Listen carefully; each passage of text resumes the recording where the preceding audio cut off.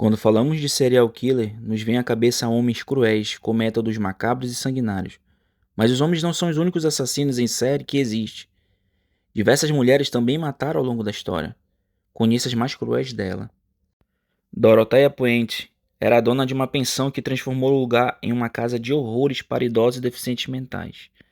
Já nos anos 60, ela teve problemas com a lei, ao ser presa por dirigir um bordel em Sacramento, na Califórnia. Antes dos 40 anos, ela já era dona e gerente de uma pensão para idosos na Califórnia e lá seu instinto assassino atuou. A primeira morte foi de overdose, quando uma idosa de 61 anos apareceu morta após ingerir codeína e Tilenol. A Dorothea afirma que ela se matou porque estava deprimida, mas um aposentado logo a acusou de drogar e roubar a mulher e a polícia voltou ao local.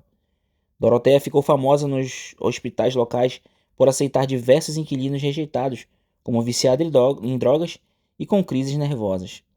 Em 1985, 3 anos após a primeira morte, ela entregou um baú que dizia conter livros para um trabalhador braçal de 70 anos.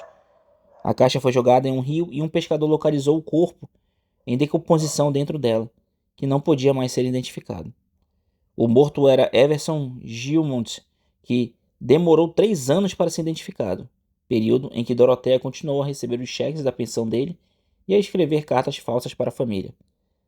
Outros desaparecimentos continuaram a ocorrer na pensão, e a polícia prendeu Dorothea após o sumiço de Álvaro Montoya, um esquizofrênico que morava lá. Nas buscas pelo corpo do inquilino no quintal da propriedade, foram encontrados outros 7 corpos de idosos, vários deles ainda recebendo cheques do governo que iam direto para o bolso de Dorothea. Mas a polícia não tinha Dorothea como suspeita imediata e deixou ela sair da propriedade, oportunidade que ela aproveitou para fugir para Los Angeles e tentou fazer amizade com um aposentado local que a identificou ela pelos noticiários e chamou a polícia. Em 1994, ela foi finalmente julgada e condenada a 2 sentenças de prisão perpétua, sem qualquer chance de receber condicional. Em 2011, ela morreu na cadeia de causas naturais aos 82 anos. Henriqueta Martín foi uma assassina de crianças que agiu em Barcelona em 1912. Na época, a cidade experimentou um grande aumento populacional e com ela veio diversas doenças. A cidade ganhou o apelido de Cidade da Morte no período. Henriqueta era uma curandeira que dizia curar sífilis, tuberculose e outras doenças com uma taxa de mortalidade muito alta na época com suas fórmulas. Mas os remédios de Henriqueta eram feitos de pedaços de corpos de crianças que ela sequestrava na cidade. Como até 50 pessoas moravam em casas, era difícil para várias famílias identificar quando as crianças sumiam. Peles, ossos, músculos, olhos e até cabelos eram utilizados nas poções da curandeira. Antes do assassinato, ela ainda obrigava várias meninas a se prostituírem. A idade das crianças eram de 3 a 14 anos, e ela já havia sido acusada de trabalhar com prostituição de crianças 3 anos antes, mas acabou libertada da prisão por conta de pessoas influentes. O caso dela até sumiu do sistema judiciário na cidade.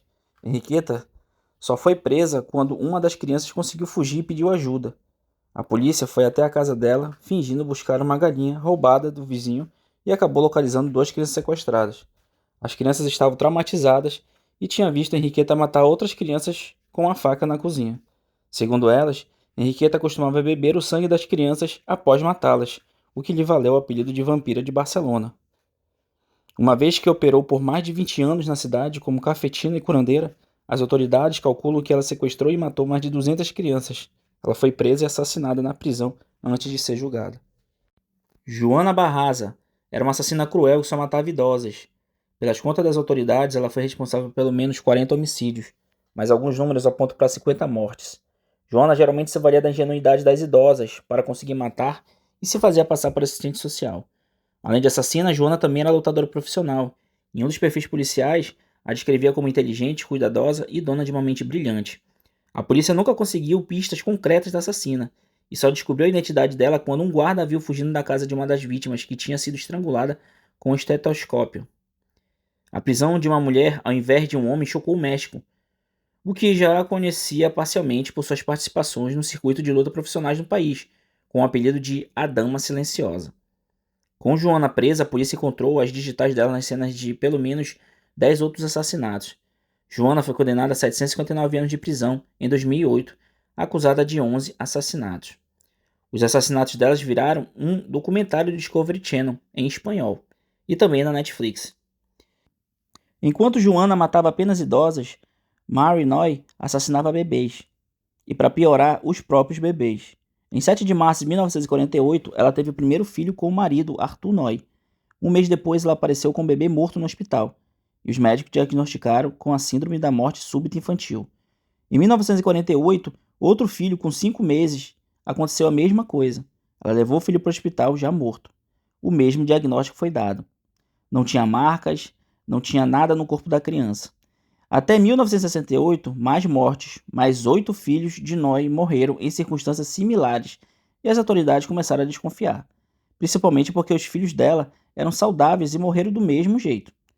O depoimento dos enfermeiros aumentou as suspeitas. Segundo eles, Noy nunca lamentava as mortes das crianças e chegou a ameaçar um dos filhos em certa ocasião.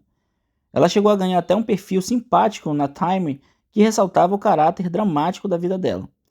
Após as suspeitas, a polícia começou uma sessão de investigações e não demorou para Noy confessar que matou 8 crianças.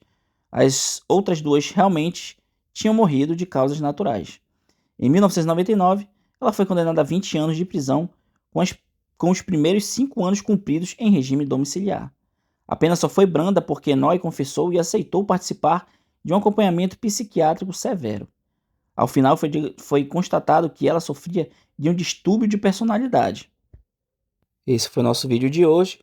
Se gostaram, dá o like, se inscreva no canal e até mais.